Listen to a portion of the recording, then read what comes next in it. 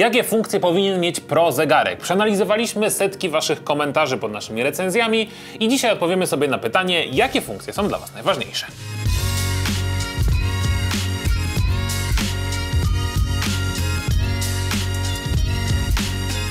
Pierwszą rzeczą, na którą zwracacie uwagę, to bateria. Zależy wam na tym, żeby zegarek przede wszystkim wytrzymywał przynajmniej tydzień bez konieczności ładowania. Część z was trenuje z GPS-em, część ma masę powiadomień i chce, żeby smartwatch pełnił funkcję zwykłego zegarka, a nie żebyście szukali co chwilę ładowarki. Druga sprawa, płatności. Niezależność płacenia zegarkiem to też funkcja, na którą często zwracacie uwagę. Chodzi tutaj o to, żebyście mogli po prostu, bez konieczności wyciągania portfela z kieszeni czy też smartfona, zapłacić w sklepie za małe zakupy. Zależy wam, żeby możliwości płatnicze były proste, no i przede wszystkim bezpieczne.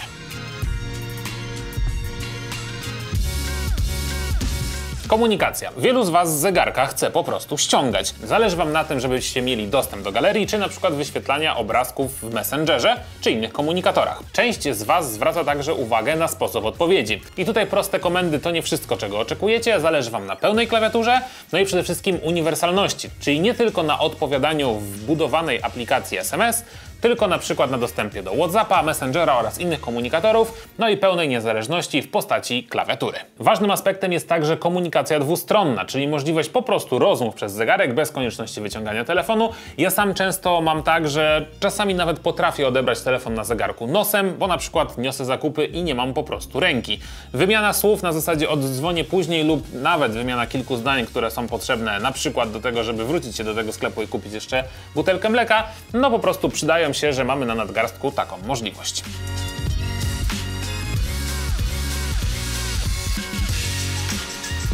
Funkcje sportowe.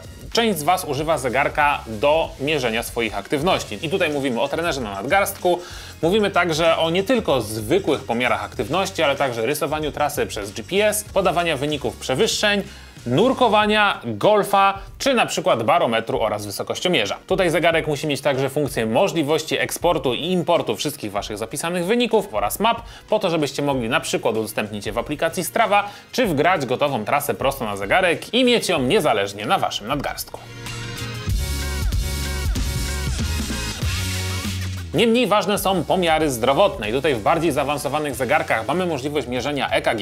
Wchodzą tutaj także funkcje bezdechu sennego, czyli jesteście w stanie monitorować swoje funkcje życiowe przez całą dobę. No i tutaj świetnie znowu odnoszę się do tej pierwszej funkcji, czyli baterii, dlatego że te pomiary nie byłyby możliwe, gdyby zegarek wytrzymywał zbyt krótko. Oczywiście poza pomiarami EKG bezdechu sennego chcecie po prostu mierzyć sen i wiedzieć, jak śpicie. Mówimy tutaj o fazach snu, a także po prostu jego długości. No i analiza waszego stresu i generalnie stylu życia też jest dla was istotna, bo chcecie mieć po prostu na nadgarstku nie tylko podpowiedzi, ale także gotowe wyniki tego, jak zachowuje się wasz organizm.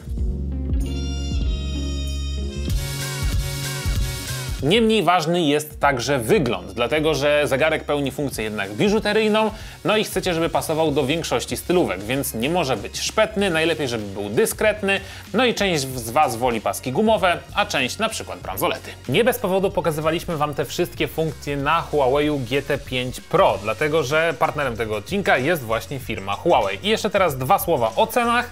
Jeśli chodzi o Watcha GT5 Pro, kupicie go od 1599 do 2399 zł. Natomiast w ofercie przedsprzedażowej do 27 października dostajecie jeszcze słuchawki FreeBuds 5i za symboliczną złotówkę, na przykład w Komputroniku. A jak jest u Ciebie? Daj mi znać, jakie funkcje są dla Ciebie najważniejsze i czym kierujesz się przy wyborze smartwatcha. Sekcja komentarzy jest dla Was, a ja dziękuję Wam za ten odcinek i widzimy się już niedługo w kolejnych materiałach na kanale Rootblog. Czołem!